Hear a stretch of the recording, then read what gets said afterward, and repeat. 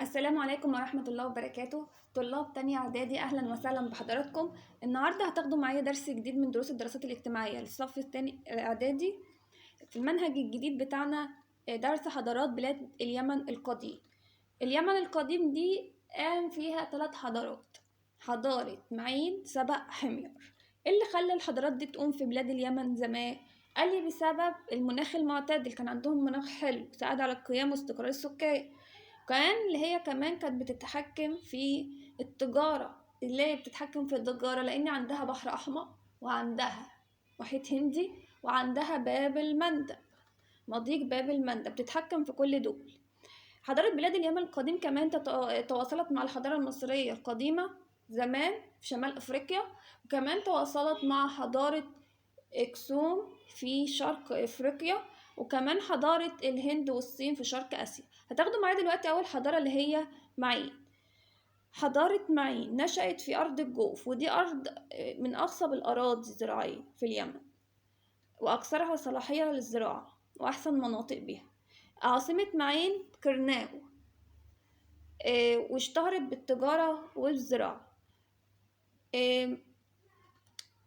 حضارة معين دي كانت ممالك قبلية صغيرة، كانت قبيلة صغيرة ثم بعد كده بقت ممالك. بعد كده هناخد حضارة سبأ. حضارة سبأ دي سيطرت على مناطق حضارة حمير. العاصمة بتاعتها سد مأرب، نسبة للسد اللي هو مأرب اللي بنوه شيدوه. الملكة، أشهر ملكة عندهم كانت الملكة بلقيس. اهتموا أيضا بالزراعة ثم التجارة. دافوا سقوط حضارة سبأ ليه؟ حضارة سبأ سقطت بسبب انهيار سد مأرب، اللي هو انهار بسبب سيل العرم اللي هو نزل عليه والسد خلاص انهار. تيجي بعد حضارة سبأ حضارة حمير. حضارة حمير ديت فرع من فروع سبأ. الحميريون سيطروا على كل مناطق اليمن القديم. العاصمة بتاعت حمير ريدان، حاليا اسمها زفار. حضارة حمير دي سقطت ليه؟ لأن حكامها دخلوا في صراعات مع الأحباش والفرس. طيب هدرس دلوقتي كمان ملامح حضارة اليمن القديم من الناحية السياسية والدينية والاجتماعية، وباقي النواحي معايا، والحياة الاقتصادية كمان. أول حاجة معايا الحياة السياسية. بدأت بقبيلة، كان كل شوية كده قاعدين مع بعض لهم قبيلة، كل قبيلة ليهم شيخ بيحكمها. عندي مشكلة بروح لشيخ القبيلة، هو اللي بيدبر شؤونها. لما كبروا شوية أصبح ليهم ملك، هو اللي بيدبر شؤون البلد. يبقى أصبح الحكم وراثية، ملكيا وراثيا. كمان بيساعد الملك ده مجلس عام في إدارة الدولة. قالك بس في قبائل احتفظت بنظامها القبلي اللي هو يحكمها شيخ قبيلة، يحق لها إدارة شؤونها المحلية. ده النظام السياسي. حياتهم الدينية كانت عاملة ازاي؟ قالي كان عندهم برضو معتقدات في البعث والخلود، وكان عندهم معتقدات بيعبدوها زي النجوم والكواكب، وشيدوا سد مأرب. والحميريون تأثروا زمان بالديانات واعتنقوا الديانات الثلاثة، اليهودية والمسيحية والإسلام. كمان نيجي ناخد بقى الحياة الاقتصادية. التجارة كانت الحرفة الرئيسية اللي بيمارسها أهل اليمن قديما. كان المواني كانوا بيهتموا بيها، وأشهر المواني عندهم ميناء عدن. وسيطروا على طريق البخور، ده كان طريق مشهور في التجارة، وفرضوا الضرائب على البضائع عشان يستفادوا. أشهر المنتجات اللي كانوا بيصدروها البخور والعطور واللبان. اللبان ده زي البخور كده. الزراعة ازدهرت بسبب التربة الخصبة اللي عندهم، وزرعوا الخضروات والفاكهة والحبوب. التجارة كده خدنا التجارة والزراعة، ندخل على الصناعة. صنعوا الأواني الفخارية والأواني المعدنية والأسلحة والخناجر، والأقمشة بتاعتهم من الحرير والصوف والكتان.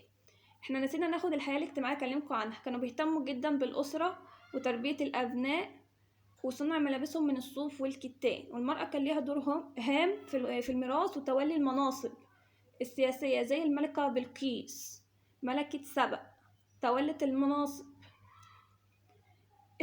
وليها حق في اختيار كمان الزوج ووراثة العرش.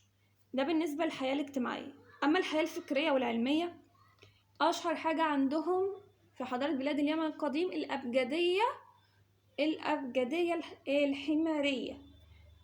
استخدموا الأبجدية الحمارية ديت المعروفة بالخط المسند. لما يقولك ايه الخط المسند؟ الأبجدية الحمارية، مكونة من 29 حرف.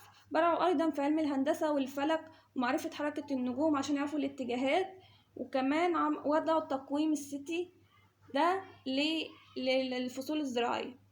يبقى تقويم السيتي والأبجدية الحمارية. العمارة والفنون برعوا فيها، اللي هم أنشأوا سد مأرب. نيجي نعرف ازاي حضارة معين تأثرت بالحضارة المصرية.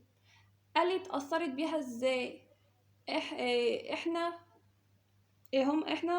معين دهيت كانت بتصدر لمصر.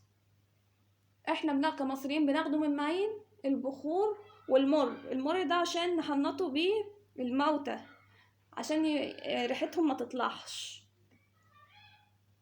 احنا بقى مصريين كنا بنصدر لمعين ايه؟ قالك الذهب والكتان. طب ازاي الحضارة بتاعت اليمن ديت انتهت؟ قالك كان زمان في ملك اسمه ذو نواس. الملك ده أحرق المسيحيين. ليه؟ في القرآن عندنا معروف اللي هي قصة أصحاب الأخدود اللي هو أحرقهم. فالكلام ده وصل لملك الحبشة، فجهز جيشه واتجه على طول لبلاد اليمن وحاربه وانتصر عليه، وأصبحت بلاد الحبشة تحت حكم بلاد اليمن أصبحت تحت حكم ملك بلاد الحبشة. اليمنيين عايزين يتخلصوا منه، يقوموا استعينوا بالفرس. قائد اليمن الوقت ده كان اسمه الملك يوسف بن ذي يزن. سيف بن ذي يزن. ملك اليمن في الوقت ده كان اسمه سيف بن ذي يزن. استعان بالفرس للتخلص من ملك الحبشة، وبالفعل قدر الفرس يتخلصوا ويسيطروا على اليمن ككل لحد ظهور الإسلام. يبقى لما يقولك قبل ظهور الإسلام البلاد اليمن كانت تحت حكم، هتقوله الفرس.